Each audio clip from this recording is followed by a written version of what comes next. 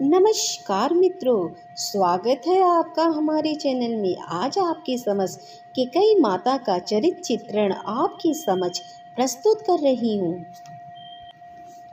कैकेयी माता कैकेयी नरेश की पुत्री थी तथा महाराज दशरथ की तीसरी पटरानी थी। यह अनुपम सुंदरी, बुद्धिमती, साध्वी और श्रेष्ठ वीरांगना थी।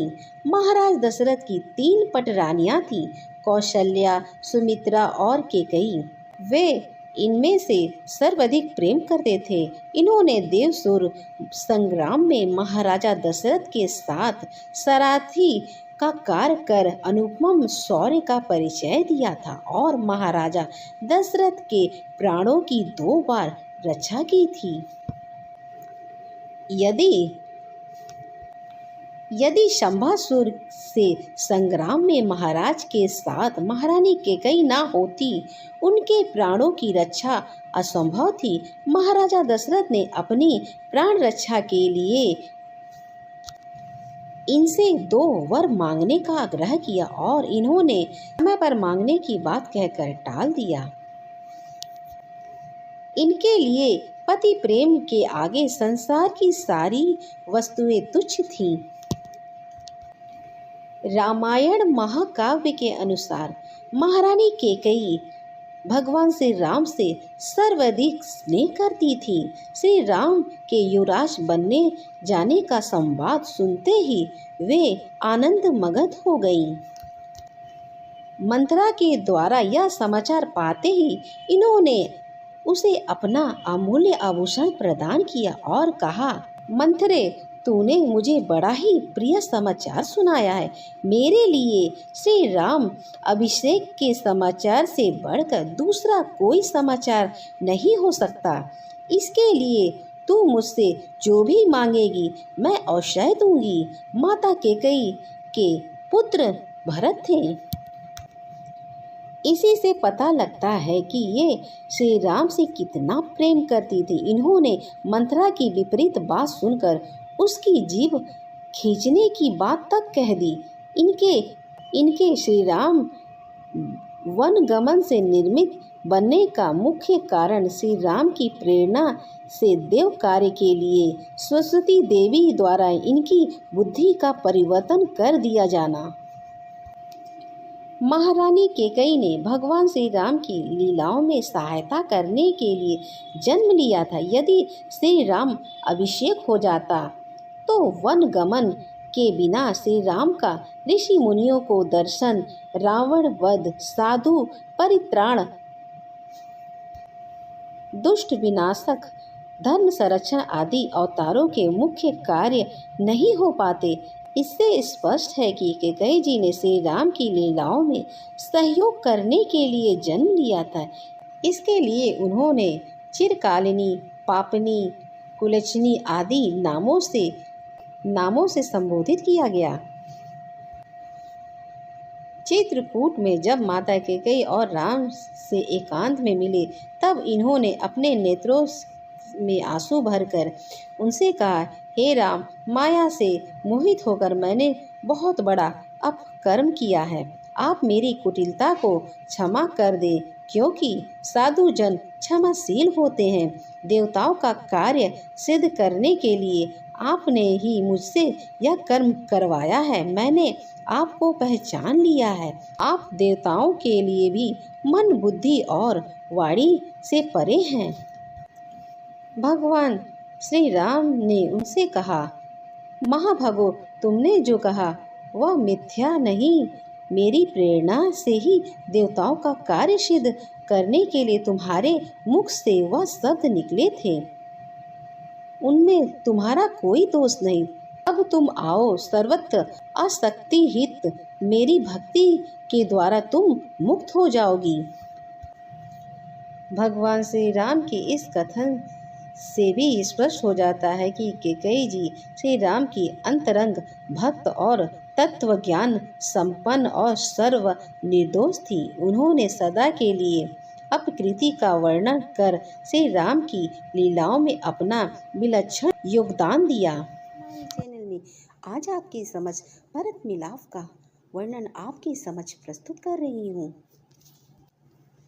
वाल्मीकि रामायण के उत्तरकांड के अनुसार आज भरत मिलाप पर्व है। दशहरे से अगले दिन अश्विनी शुक्ल एकादशी को इस उत्सव का आगमन होता है।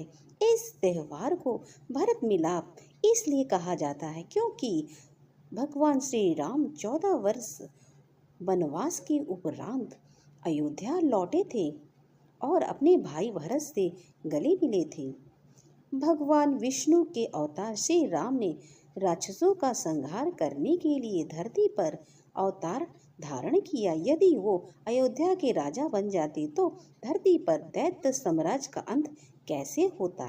इसलिए कैकेयी जी का प्रेम धन्य है। उन्होंने सदा के लिए कलंक का टीका स्वीकार कर श्री राम को काज से सहयोग दिया। शास्त्रों के अनुसार महाराजा दशरथ ने कैकेयी नरेश की राजकुमारी कैकेयी से विवाह किया था। यह महाराज का अंतिम विवाह था। इससे पूर्व उनके 2 विवाह हो चुके थे। महारानी कैकेयी अत्यंत पतिव्रता थी। महाराज उनसे सर्वाधिक प्रेम करते थे। एक समय देवताओं और असुरों में संग्राम होने लगा। महाराजा दशरथ को देवराज इंद्र ने अपनी सहायता के लिए आमंत्रित किया। महारानी कैकेयी भी युद्ध में उनके साथ गईं। घोर युद्ध करते हुए महाराजा दशरथ थक गए तथा अवसर पाकर असुरों ने उनके सारथी को मार डाला।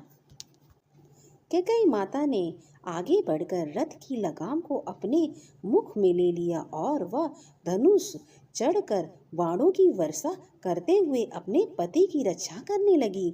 महाराजा सावधान हुए और दूसरा सारथी आया। तब महारानी अपने स्थान से हटी। साहस कैकेयी जी ने देखा कि शत्रु के बाण से रथ का धुरा कट गया। वह रथ से कूद पड़ी और धुरे के स्थान पर अपनी पूरी भुजा लगा दी। दैत्य पराजित होकर भाग गए। तब महाराजा को उनके अद्भुत धैर्य और साहस का पता लगा। देव वैद्यों ने महारानी की घायल भुजा को शीघ्र ही ठीक कर दिया। महाराज दशरथ ने प्रसन्न होकर 2 बार अपनी प्राण रक्षा करने के लिए महारानी को 2 वर देने का वचन दिया। महाराज के आग्रह करने पर मुझे जब आवश्यकता होगी तब मैं आपसे मांग लूंगी। यह कहकर उन्होंने बात को टाल दी। एक दिन महारानी कैकेयी की दासी मंथरा दौड़ी दौड़ी आई। उसने महारानी से कहा, रानी, कल प्रातः काल महाराज ने श्री राम को युवराज बनाने की घोषणा की है। आप बड़ी भोली हैं। आप समझती हैं कि आपको महाराज सबसे अधिक चाहते हैं। यह सब चुपचाप हो गया है और आपको पता ही नहीं। तेरे मुख में घी शक्कर, हाँ, मेरा राम कल युवराज होगा। यह मंगल समाचार सुनने के लिए मैं तुम्हें यह हार पुरस्कार में प्रदान करती हूँ। कैकेयी जी ने प्रसन्नता से कहा। मंथरा ने कुटिलता से कहा, अपना हार रहने दीजिए। कौन भरत युवराज हो गए जो आप उपहार देने लगी हैं। राजा आपसे अधिक प्रेम करते हैं, इसलिए कौशल्या जी आपसे ईर्ष्या करती हैं। अवसर पाकर उन्होंने अपने पुत्र को युवराज बनाने के लिए महाराज को तैयार कर लिया। श्री राम राजा होंगे और आपको कौशल्या जी की दासी बनना पड़ेगा। मेरा क्या है, मैं तो दासी हूँ और कल भी दासी रहूंगी। नियति के वश कैकेयी ने मंथरा की बातों पर विश्वास कर लिया और भवन के एकांत में महाराजा दशरथ से श्री राम के लिए 14 वर्ष का वनवास और भरत के लिए राज्य का वरदान मांग लिया। श्री राम के वियोग में महाराजा दशरथ ने शरीर छोड़ दिया।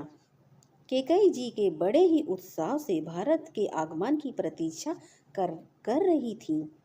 भरत को आया जानकर वह बड़े ही उत्साह से आरती सजाकर उनके स्वागत के लिए आगे बढ़ी, किंतु जिस भरत पर उनकी संपूर्ण आशाएं केंद्रित थी, उन्हीं ने उनको दूध की मक्खी की तरह निकाल कर फेंक दिया। भरत ने उन्हें माँ कहना भी छोड़ दिया, जिन कौशल्या से वे प्रतिशोध लेना चाहती थी। भरत की दृष्टि में उन्हीं कौशल्या का स्थान माँ से भी ऊंचा हो गया। जब भरत श्री राम की चरण पादुका लेकर अयोध्या के लिए विदा होने लगे तो एकांत में कैकेयी ने श्री राम से कहा, आप क्षमाशील हैं, करुणा के सागर हैं, मेरे अपराधों को क्षमा कर दे। मेरा हृदय अपने पाप से दग्ध हो गया है। मैंने कोई अपराध नहीं किया है। संपूर्ण संसार की निंदा और अपयश लेकर भी आपने मेरे और देवताओं के कार्य को पूर्ण किया है। मैं आपसे अत्यंत प्रसन्न हूँ। श्री राम ने कैकेयी को समझाया। वनवास से लौटने पर श्री राम सबसे पहले कैकेयी भवन में ही गए और पहले उन्हीं का आदर किया।